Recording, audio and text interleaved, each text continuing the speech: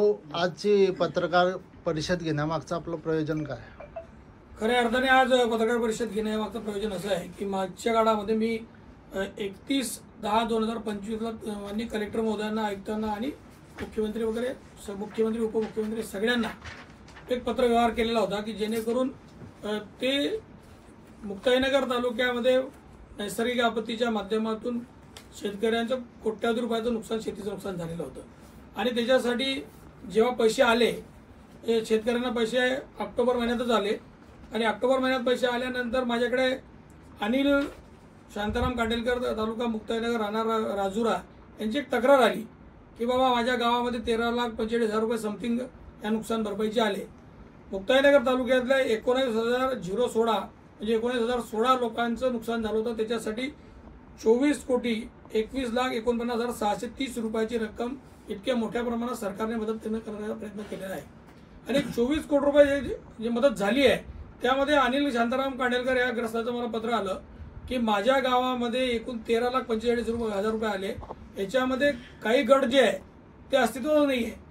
त्यांच्या नावाने एक मोठी मोठी रक्कम म्हणजे 1,00,000 रुपयापर्यंतच्या आल्या. तर हा गट नंबर 500 गट नंबर बोरखेड्यामध्ये अस्तित्वात नाही आहे आणि त्याच्यावर 500 गट नंबर समोर 1,04,000 रुपये आले.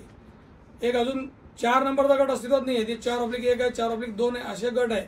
त्याच्या नावावर लाखो रुपये आले. पण जिथे कुठे गट अस्तित्वात नाही, जिथे कुठे गट अस्तित्वात आहे पण त्याचं हेक्टर कमी आहे, म्हणजे हेक्टर कमी आहे आणि जास्त हेक्टर दाखवून जास्त पैसे तिथे टाकण्यात आले आणि VKCच्या नंबरवर त्यांना पैसेही टाकण्यात आले. म्हणजे अशा पद्धतीमध्ये गैरव्यवहार करण्याचा काही प्रशासनाच्या कर्मचाऱ्यांनी, अधिकाऱ्यांनी हा प्रयत्न केलेला आहे. याच्या संदर्भात मी त्याची तक्रार आल्यानंतर त्यांनी पण जशी तक्रार तसं त्यांनी यादी बघितली, त्यांना हायलाईट झालं. त्यांनी तहसीलदार महोदयांना किंवा कलेक्टर महोदयांना तशा त्या अधिकारी लोकांना तक्रार केली, पण त्यांच्याकडून नाही झालं. त्यांनी मला तक्रार केल्यावर मी जेव्हा ते बघितलं तर मी आश्चर्यचकित झालो की हे काय आहे. आणि हे बघितल्यानंतर मी 31 तारखेला मान्य तहसीलदारांना, कलेक्टरला किंवा प्रशासनातल्या सगळ्या शासनातल्या मंत्री महोदयांना, माननीय मुख्यमंत्री महोदय सगळ्यांना तक्रार केल्यानंतर आजपर्यंत त्याच्यामध्ये काही झालेलं नाही.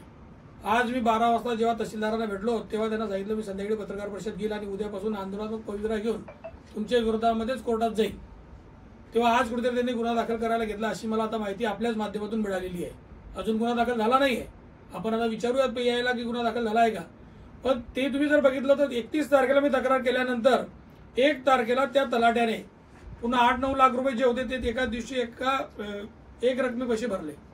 तर तलाट्यासारख्या माणसाकडे 8-9 लाख रुपये एका मिनिटात भरायला येता कुठून? याचा अर्थ हा भ्रष्टाचार झाला हे तर प्रूव्ह होत आहे ना. पण त्याच दिवशी दुसऱ्या दिवशी गुन्हा दाखल होणे गरजेचं होतं, क्रमप्राप्त होतं, पण तो होऊ शकलेला नाही.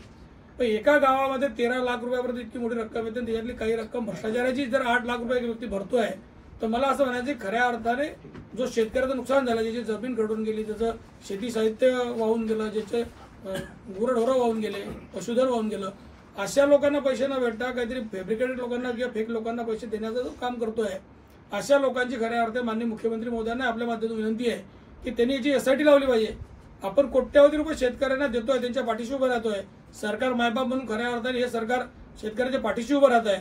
पण जर अशा पद्धतीत प्रशासनातले काही अधिकारी त्यांचा अधिकाराचा गैरवापर करून योग्य शेतकऱ्यांना लाभ न देता जर असं करत असतील तर एका आमदारालाही 4-4 वेळा तक्रार करावं लागतं, पत्रकार परिषद घ्यावं लागते. तर हे तर मला असं वाटतं की प्रशासन जे आहे हे काही धोरण विचारात घेत नाही आहे आणि अशा आडमुठ्ठेपणाने जर वागत असेल तर प्रशासनातले जे जबाबदार सगळे लोक आहे यांच्यावर कारवाई होणे गरजेचं आहे.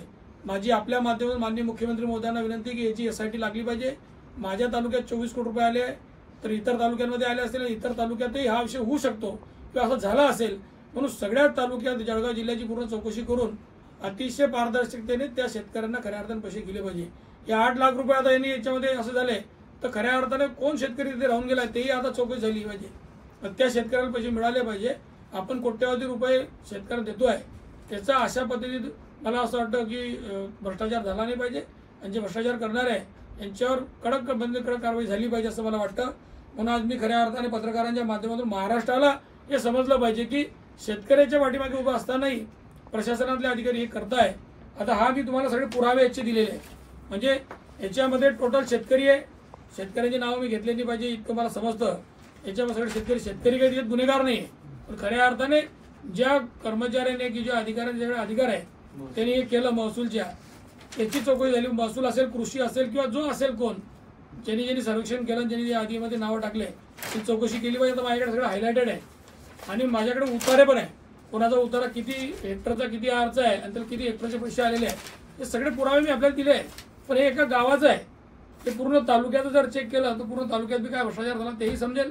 आणि मला असं वाटतं की हे करणं आता कर्मप्राप्त याच्यासाठी आहे की जर बोलून म्हणून तक्रार करून होणार नसेल, त्या भ्रष्टाचाराचा खरा म्होरक्यात कोण प्रशासनातला तेही समोर आलं पाहिजे आणि त्याच्यावर कारवाई झाली पाहिजे.